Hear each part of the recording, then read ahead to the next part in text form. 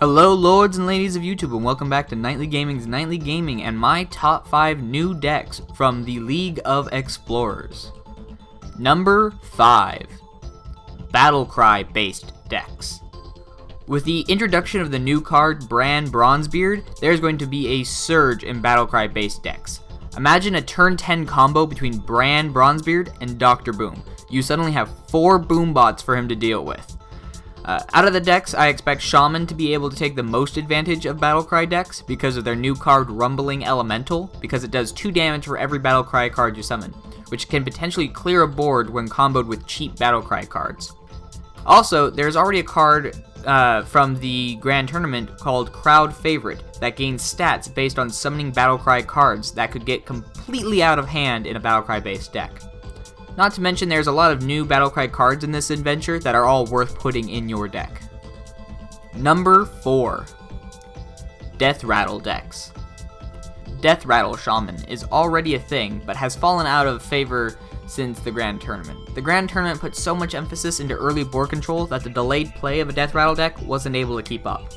With that said, there are a few really good Death Rattle cards that could change that completely. I expect Druids and Rogues to be able to take advantage of this the most due to cards like Unearthed Raptors for Rogues, which lets you copy a minion's Death Rattle, and Mounted Raptor for Druids, which is a 3/2 for 3 with a Death Rattle, summon a random 1-cost minion, which could be very good, almost like a slightly weaker version of Piloted Shredder. Add in the neutral Death Rattle based cards, as well as some good board control and ability to speed up games through draws or extra mana. Both Druids and Rogues have the potential to build a really good Death Rattle deck. Number 3. Murloc Paladin. After the Grand Tournament, Secret Paladin has taken over completely. Add in Murloc Knight on top of all of the secret cards, and you just overall have a great deck that's just an unstoppable force. Murloc Knight was almost a Murloc deck all in one card, but building a deck based on Murlocs could be insane, especially with the introduction of Anything Can Happen. The biggest weakness of Murloc decks was that it was possible to completely clear a full board of Murlocs and then break the momentum of that deck. Now, Anything Can Happen fixes that with a way to re-establish your board presence with a single card. Yes, it costs 10 mana and it only summons Murlocs that have already died, but with that said, most likely if you're doing a Murloc deck, you will have had enough Murlocs to make this card worth. This allows you to restart your momentum and take over the game again and just push to victory. Number 2.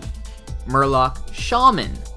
Shaman is where Murloc decks began, but after Murloc Knight was released and the weaknesses of Murloc decks became more apparent, Murloc Shaman kind of fell out of favor. Well, thanks to a new card called Everyfin is Awesome, I expect Murloc Shaman to make a major comeback. Give all minions +2/+2 reduces the cost of the card for every Murloc on the field. Well, that means with a full field, you have a free spell that takes almost all of your Murlocs out of common, full board clear spells, which is the key here. Which it fixes the problem completely of not being able to keep that momentum, because your cards are just too strong to be able to be cleared. Not to mention the possible damage of this card, combined with already powerful cards like Bloodlust, you can have a game-ending turn with a Murloc deck. Add in the new legendary Murloc card Sir Finley Murgleton, and you have even more reasons to play Murlocs. Number 1. Beast Druid. Personally, I already feel that beast-based druid decks are fairly strong. They could never quite compete with top-tier decks though, but I feel they can now. All of their druid cards, such as Druid of the Claw or Druid of the Flame, transform into beast cards, which gives them good synergy there. Add in cards like Wild Walker, which give beasts +3 health, Druid of the Fang, which becomes a cheap 7/7 body if there are beasts on the field, and Knight of the Wild, which can be an okay card if you have beast cards to play, then you have the base of a good deck. But adding in the new cards from the new adventure, such as Mounted Raptor, which is a good 3-slot beast that has multiple clear board presence, you can't just kill it with a single spell, and cards like Jungle Moonkin, which is a beast with additional spell damage, which is deceptively good on druids, and you shore up some of the weaknesses of the early pressure that beast druids kind of suffered from. There's even neutral cards being added like Tomb Spider, which, while not stat efficient, gives you another random beast, and Huge Toad, which is stat efficient, that can also clear some boards slightly with 1 damage. And you also even have things like Jeweled Scarab that is not exactly stat efficient, but guarantees a turn 3 if you're worried about that. Overall, I'm seeing really good buffs to beast-focused druids who take advantage of synergies and overall stat-efficient cards. So, those are my top 5 potential decks, but what are yours? Let me know in the comments down below.